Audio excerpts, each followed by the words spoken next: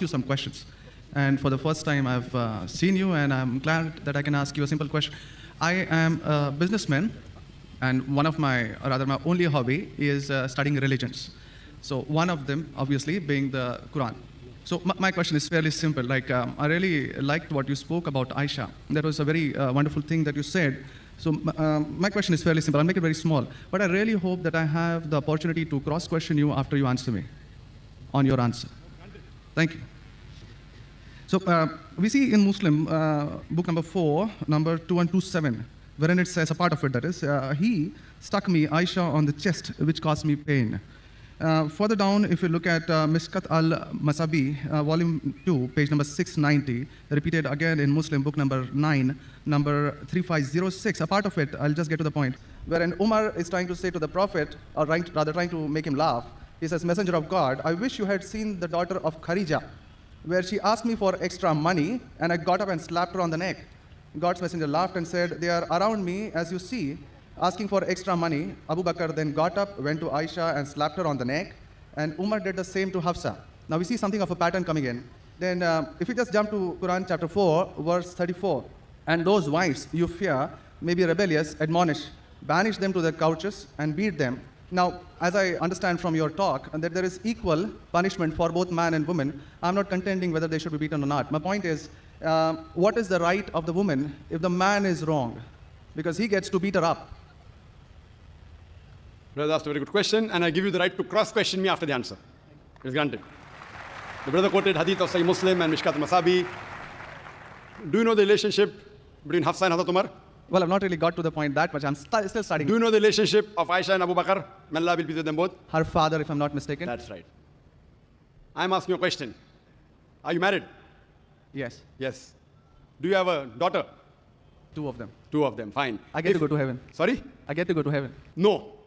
If you bring them up correctly, I remember with love and compassion, then you'll go to heaven, otherwise not. But, just kidding. But that is only righteous deed. Without iman, you can't enter Jannah.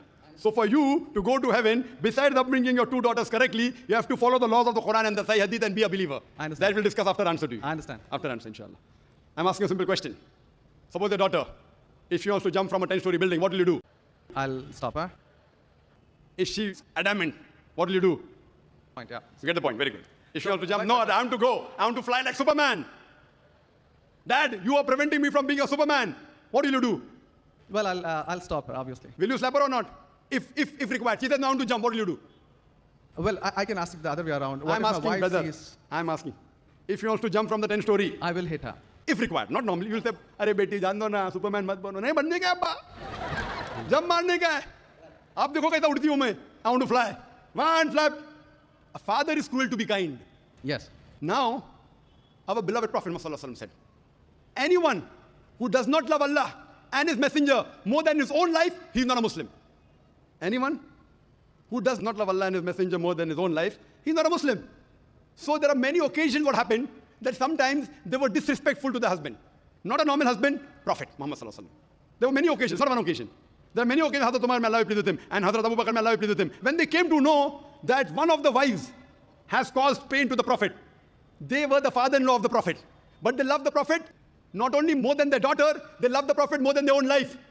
There are many occasions. Which occasion you are referring to, I don't know. There were occasions when they came to know that my daughter has caused pain to the Prophet of Allah. How dare she does it? They being father, they have the right to slap. Not you and me. For us, they are the Ummahatul Mu'mineen. They are the mothers of the believers. But yet, they were human beings. Even the wives of the Prophet. Though they were wives of the Prophet, they are the best examples, yet they were human beings, and they did make mistakes. Like the ayah recited by the Qari, Surah Nisa chapter 4, 32. They want equal rights. There was in Surah Azab chapter 33, where the wives of the Prophet tell the Prophet, why don't you give us the luxury of this world? They objected, why are we undergoing such a life of poverty? So Allah sends a revelation. If you want this world, I will grant it to you, but you will not get Jannah. The verse of the Quran says, I will free you. That means, if you want, I will let you go free. Divorce, not that he divorced. And you can get the luxury of this world, but you won't get heaven in the hereafter. And the wives of the Prophet, they repented, and they asked for forgiveness, and Allah forgave them. So here also it's in context. And going against the Prophet is more bad than jumping from top. Jumping from top, your daughter will kill herself, that's it. Correct? But going against the Prophet is more bad. Did you get the answer? Sir, but my question still stands. I understood your point. I haven't completed my answer. Okay, you asked the question, no problem. My question is pretty simple. I haven't completed my answer yet, brother. All right. Because I know your question was in two parts. Then you quoted the verse of the Quran, Surah Nisa, chapter 4, verse 34. Yeah. And said about wife beating. I want to complete that before you answer. Otherwise, you said Zakir answered half. I only answered one part of the question regarding hadith. The second part is of Surah Nisa, chapter 4, verse number 34. Exactly after the verse that was recited by the Qari. After verse which says, Ar-Rijalu Qawwamuna 'ala an-Nisa, that the men are the protectors of the women. The verse says that if they're disobedient, then don't talk to her. After that, don't share the bed. Then the Arabic word is daraba, means beat her lightly. The Arabic word is beat her lightly, daraba. Ibn Abbas, may Allah be pleased with him, said, when you beat your wife, you should not beat on the face. Point number one. Point number two, when you beat your wife, there should be no mark left on her body. And he gave an example, beating with a miswak. Miswak is toothbrush. In modern way, I will say beating with a handkerchief. Handkerchief. Now, if you beat your wife with a handkerchief, it is symbolic. It is not wife bashing. Wife bashing is not allowed in Islam. Wife bashing means one shot on the face. Hit so hard so that the mark remains. She'll remember you for the next 1 week or 2 weeks. In Islam, wife bashing is prohibited. It is daraba, means beat her lightly. That means first you tell her she's wrong. You admonish her. Don't share the bed with her. Ultimatum. Last warning. Beat her lightly. Now, what I said, for any crime committed, the punishment is same.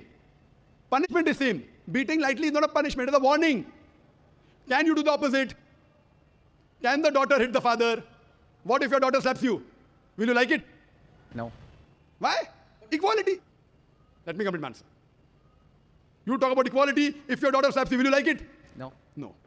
There may be occasion when you get lunatic, when you become very old, and if you want to jump and then she slaps you, I will agree with her, correct? Though you said no, I'm agreeing with you. I understand. I'm helping you. You understand, but you don't understand me. No, I do. I'm helping you. Okay. If you grow up and you become a lunatic, you become senile, you want to jump from the 10th story, your daughter says, Abba, mat karo, don't do, father. She may have to slap you. She's doing in good faith. Accept it. Right? Now here, where a husband is giving a warning to the wife, if the wife does the same, what will the retaliation be? Imagine, suppose there's a massive person, bodybuilder comes and acts macho with you. If a small man comes, maybe you'll hit him. A macho person, Arnold Schwarzenegger, comes and tells you something. Will you hit him? Will you hit him? No. Though you may have a lot of guts, but Arnold Schwarzenegger, no. Why? Similarly, since Allah says in the previous verse, man has been given more strength than the woman. So a physical warning, a symbolic warning, a man can give to a woman can't give to a man. A woman can't. There are other things. There are other things she can do. Such as? Such as, for example, if she has to cook food in the house, it's the duty of the husband to get market. She can refuse to cook. If you don't get market, I will not cook. She can object. Very well. She can object, saying, I will not cook. It's an objection on her part. If, for example, he's not offering salah is important, she can object nicely, with love and affection. My dear husband, please offer salah. Then she may get a little bit angry also, no problem. Getting angry with husband is not allowed, unless it's for the sake of Allah and His Rasul. But not physical. She can't get physical. If she gets physical, there will be retaliation. It will never work. Imagine your wife slapping you. Will you leave her? Fine, you may say, Jando. So, what you realize, this is a symbolic beating. What the Western media has done, they portray as though it is wife bashing. Where is wife bashing? You know the hadith also. So, because of that, Islam is the best way of life. It shows you how to lead life with your wives also. Hope that answers the question. If you have any counter question, you're most welcome, brother. Yes, actually 2 points on that. Primarily, the first thing that you said is a daraba, which means basically tapping. And as I understand from the Hans word dictionary, it comes from the word idrib. And now, if you look at it, the Arabic word is used in 2 ways. One, to strike up a poem, the word idrib, from which the word darba is taken out. The first is to strike up a poem, and the second, which is used 12 times in the Quran, is the physical action of striking. Strike off? Strike up a poem, or strike second, up a poem. Strike up a poem, metaphorically. Second part is the physical action of striking. It's used again in Surah 8:12, wherein it about an angel, strike off their heads, strike off the very tips of their fingers. The same word is used. So how can the same word be interpreted there as lightly, but here as very good question. The second part. Very good question.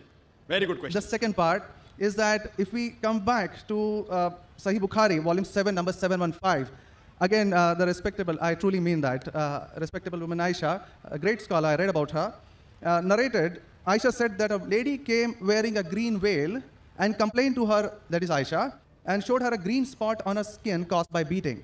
It was the habit at that time for women to support each other, means when they get beaten up, so you support each other. So when Allah's messenger came, Aisha said, I have not seen any woman suffering as much as a believing woman. Look, her skin is greener than her clothes. That was my second part. As for second part, I'll answer first and first part, I'll answer second. No problem. She's complaining to the Prophet that somebody has done injustice to her. It doesn't end saying the Prophet agreed with it. If someone has done injustice, if we read ahead in some other hadith, the Prophet may have done justice to her. It doesn't say that someone beat her and the Prophet agreed with it. Correct? She's just reporting that maybe there is injustice done to a woman. That's it. The moment she's complaining means she's disagreeing with it. She didn't say, Prophet, I heard a very good thing I saw, that the woman was beaten up.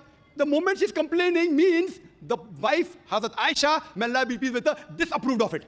So the lesson we get from this is, no one should beat the woman in such a way that she becomes green. But sir, see, the exact statement she makes is that I have not seen any woman, that's Aisha herself, it's not my interpretation, I have not seen any woman suffering as much as the believing woman. So we see at the time of Muhammad, that women were really in very, very bad shape, even though... You know that a hadith is saying, I have not seen a person, a believing person like Hazrat Bilal suffering. What was he suffering from? His master tortured him and said, don't say there's one God and I will leave you. Hazrat Bilal, may Allah be pleased with him, on that death stone, he's agreed to die. He will say, I will not denounce Allah. I will keep on saying, La ilaha illallah Muhammad Rasulullah. There's no God but Allah and Prophet Muhammad is the messenger. He's taking the pain. That means if I say Hazrat Bilal is a believer who is being tortured, that does not mean that what act that being done on Hazrat Bilal, may Allah be pleased with him, is right. It is wrong. But he's a believer who's taking the pain. In this context, we have to see the context and go to the Shara. You have to see Fath Bari. And what was the woman? Was she? What was she? Who tortured her? Was it the master? Was she a slave woman? You have to go to the Shara. I'm not a muhaddith.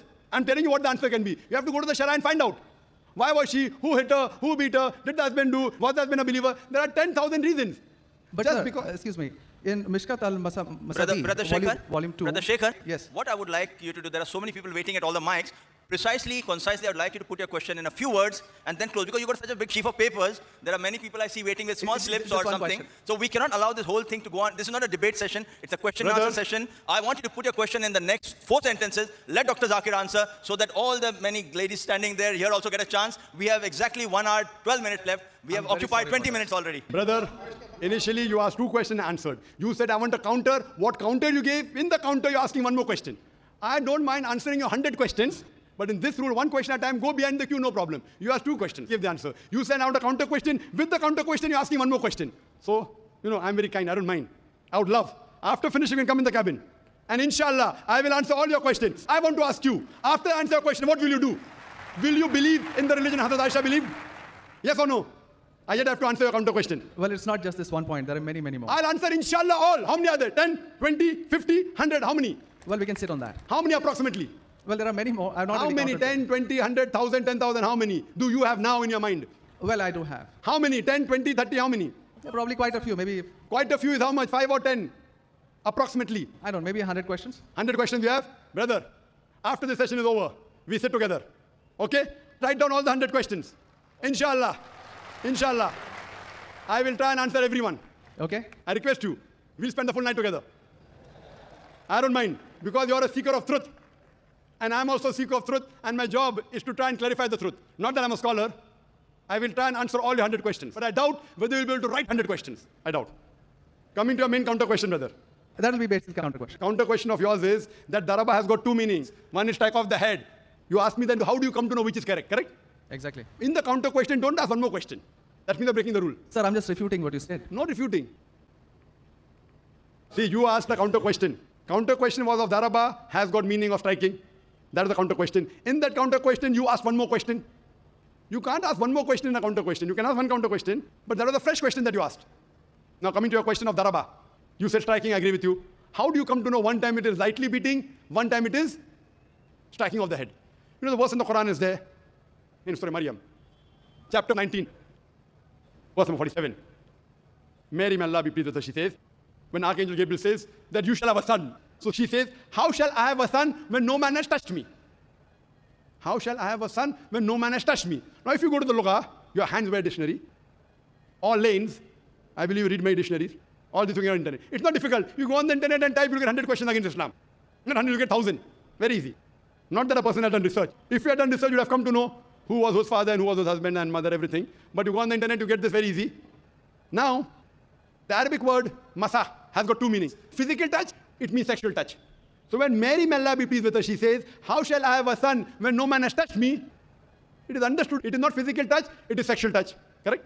Yes.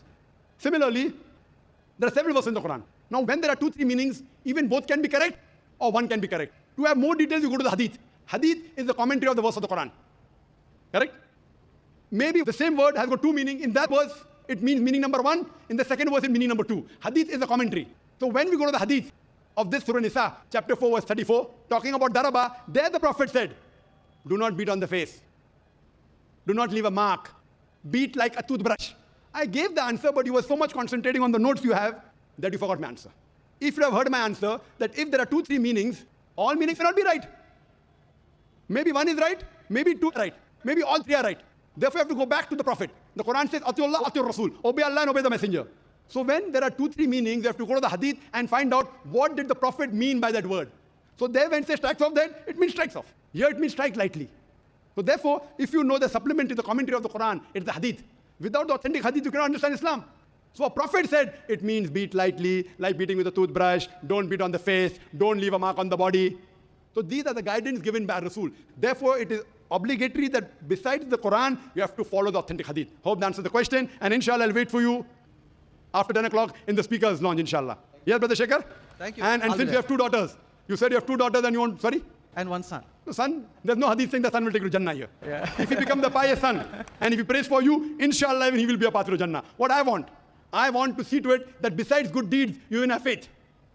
Faith is one of the important criteria to go to Jannah. And since you have an urge to go to Jannah, to paradise, inshallah, I pray to Allah subhanahu wa ta'ala, may He make me the zarya, the pathway to take you to Jannah, inshallah.